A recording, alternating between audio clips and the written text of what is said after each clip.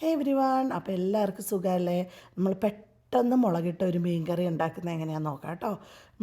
എണ്ണ ചൂടാകുമ്പോഴത്തേക്കും കുറച്ച് ഞാൻ കടുക് പൊട്ടിച്ചിട്ട് അതിനകത്തേക്ക് ചെറിയുള്ളി, പച്ചമുളക്, ഇഞ്ചി, കറിവേപ്പില, പിന്നെ നമ്മുടെ ആ, വാ വാളംപുളിയല്ല കുടംപുളി കുടംപുളിയും കൂടി ഇട്ടിട്ട് ഒന്ന് വഴറ്റിയെടുക്കും. എന്നിട്ട് അതിനകത്തേക്ക് ഒരു അരപ്പ് ഒഴിക്കുന്നുണ്ട്. ആ അരപ്പിനകത്ത് മുളക് പൊടി, മഞ്ഞൾപ്പൊടി, കുറച്ച് ഫെനുഗ്രീക്കിൻ്റെ പൊടിയുണ്ട്.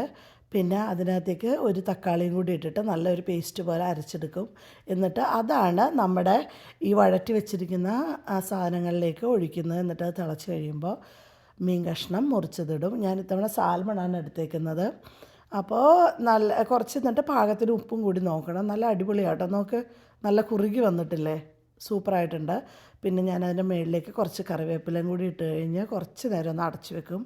അപ്പോൾ നല്ലൊരു മണമൊക്കെ ഉണ്ടാവും. അടിപൊളി.